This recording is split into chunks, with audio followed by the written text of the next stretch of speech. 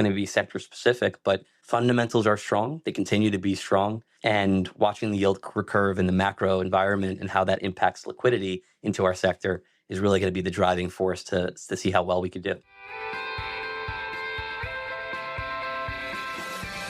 Hello and welcome to the REIT Report. I'm your host, Sarah Borson-Keto. My guest today is Steve Loffman, Managing Director at Raymond James. Steve has spent the majority of his career working with REITs and private real estate companies. Steve is also one of the program directors for Nareit's REITwise Law, Accounting and Finance Conference in Hollywood, Florida, that starts on March 19th. He will also be a panelist on the Capital and Real Estate's Market panel at REITwise. Steve, welcome to the podcast. Thanks so much for having me, Sarah. Steve, how would you describe the broader contours of the REIT capital market landscape today? Sure. Great question. And I would say real estate capital markets as a whole, and then of course, REIT capital markets have been a little bit challenged over the last several years, couple of years for sure. We've seen a thawing in the last, let's call it 3-4 months, really starting in November of last year, where there's been about $10 billion of bond issuances for REITs, and then a little bit of equity capital markets activity as well. So it's been a little bit challenging with REITs trading at a discount to NAV as a broad statement. But as time moves on, and if we believe in the yield curve, which I certainly do, I think we'll be making strides to get closer to NAV from an equity perspective. House view from Raymond James and for myself is that the debt markets were going to heal first. We're seeing that happen in real time, especially with $10 billion of issuance in the last 3-4 months. And we think equity is going to be coming at the second half of this year.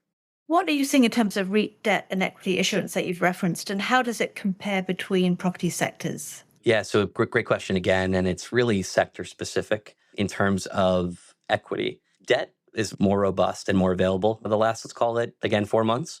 We've seen it across all property sectors, right? We've seen it in every single one of the major food groups, and then, of course, in some bespoke property sectors as well. The equity is a little bit different, right? You have industrials, manufactured housing, net lease trading closer to their NAVs, which is a green light, red light situation for these REITs of when they can raise equity capital and it be cost effective for them and allow them to continue to build on NAV and be creative. And so you see those sectors more active or will be more active in the capital raising in the near term from an equity perspective. From a debt perspective, you've seen a fair bit of V repricing in LTV, meaning value and loan to value. And there is this debt wave over the next couple of years that is coming due, specifically, obviously, in multifamily and all the other major food groups as well, the major property sectors. And because of that, and there's been less issuance over the last couple of years, I think we've seen REITs and investors in the debt capital markets being willing to find a common ground where it's accretive or attractive for where we are in the cycle for these REITs to take on this debt, and then also for investors to place that capital as well. So we'll continue to see most sectors be effective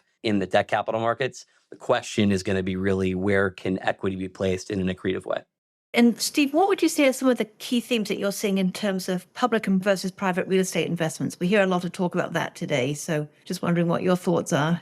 There's always a fair bit of arbitrage between the private and public markets. And over the years, you'll see that gap either converge or expand. Right now, it's a little bit in the way, or the positive in the way of the private capital markets that are being valued. And again, this is an overgeneralization, of course, but they're being valued more attractively than the public capital markets. And that's largely not necessarily the value of these REITs or the share prices of these REITs, but more of the liquidity for these REITs at this moment in time. And I do think over the next, let's call it 3 to 6 to 9 months, we'll see that convergence where we get closer to NAV and therefore closer to private capital markets valuations. And so I think we're going to see this convergence over that same time frame between private market values coming down a fair bit and NAV and equity share price for public REITs coming up a fair bit. And then we'll meet somewhere in the middle of that. But we do expect to see that over the next, let's call it 6 to 12 months.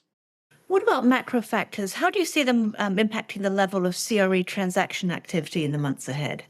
Yeah, materially. We've seen a fair bit of movement, obviously, with regard to macro factors, biggest including certainly rate and what the Fed's thinking and doing, as Jerome Powell's talking right now and being interviewed at this moment in time. It's really interesting, right? I think the broader view of the interplay between interest rates and real estate values are certainly very important, but they're overstated over time. If you look historically, REITs and real estate tend to perform throughout.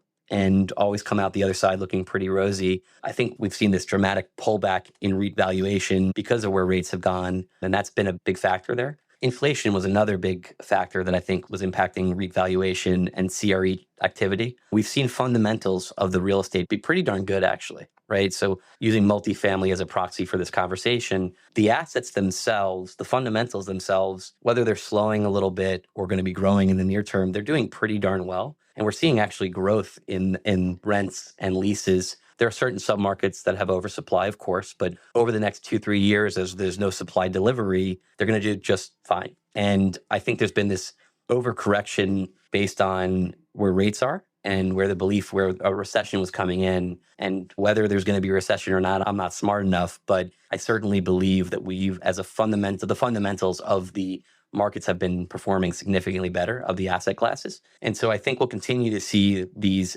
asset classes do really well. Again, industrial, manufactured housing, net lease, multifamily, et cetera. And then you have more challenged sectors that are thawing a little bit and fighting their way through. But I think it'll continue to be a slog with regard to what's happening at the Fed level. And once the Fed and Jerome Powell start pulling rate off, we should see a continued thaw in share pricing and CRE transactions more broadly. And last year was a particularly active year for REIT M&A. We saw some big names coming together in the market. Do you expect to see more of that this year? Yes, last year was a remarkable moment in time for M&A. I think there was about $25 billion of M&A done in the private and the public markets for REITs. And it made a lot of sense based on where we were in the cycle and seeing that CRE was not really transacting all that much in 23. And so there was this disconnect, as we continue to see, between share price and actual value or belief of value. And as that continues, yes, I do believe that there will be a fair bit of M&A, both this year and probably next year. We're off to a little bit of a slower start than we were in 23, but I do believe there will be a fair bit of that in 24. And again, as long as there continues to be this arbitrage or disconnect between actual value and share price, and there's capital in the market, which we're seeing, and we're seeing more of that each day, meaning there's capital for folks to take this private, or frankly, or for public companies to buy other public companies and use share price as a capital source. As long as those are methodologies that are going to continue to be used, we'll see a fair bit of that M&A. I think we'll be seeing similar levels to what we saw last year. I do.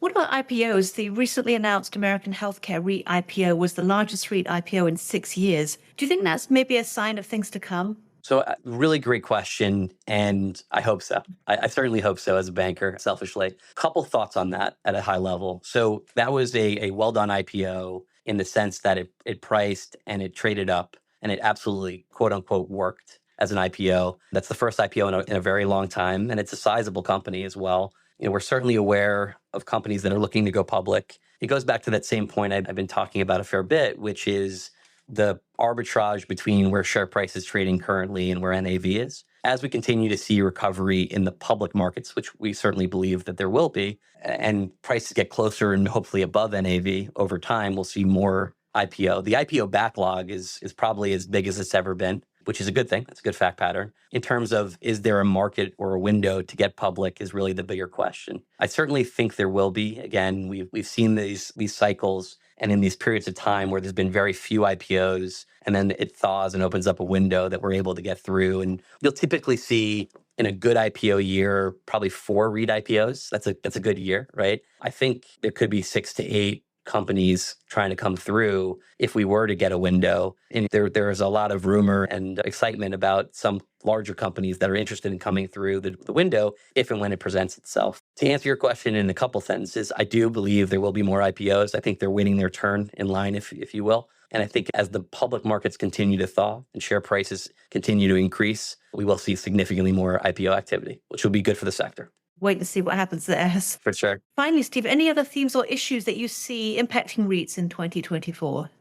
Certainly, I think the biggest issue, and we've talked about it already, is macro trends and how that impacts liquidity and thus share price. We're seeing so much of that on a day-to-day basis. There have been a lot of PMs that we've spoken with who haven't really been as active as they would have liked to been over the last couple of years in the REIT space. And those are REIT dedicated folks that have played their names that they know and trust and love, but they haven't really branched much outside that because of where we've been in the last couple of years. And the generalist investor who has played various sectors of REITs has been hesitant to play REITs in a major way because of interest rates and macro factors. So I believe that as the market continues to heal, as liquidity is there, but as the real estate prices or REIT prices continue to heal, we'll see more liquidity and more flow from a capital markets perspective into our sector, which will be very helpful for all those other items we've been discussing, including IPOs and issuances and secondaries and all that fun stuff. So I think macro trends are the biggest ones right now.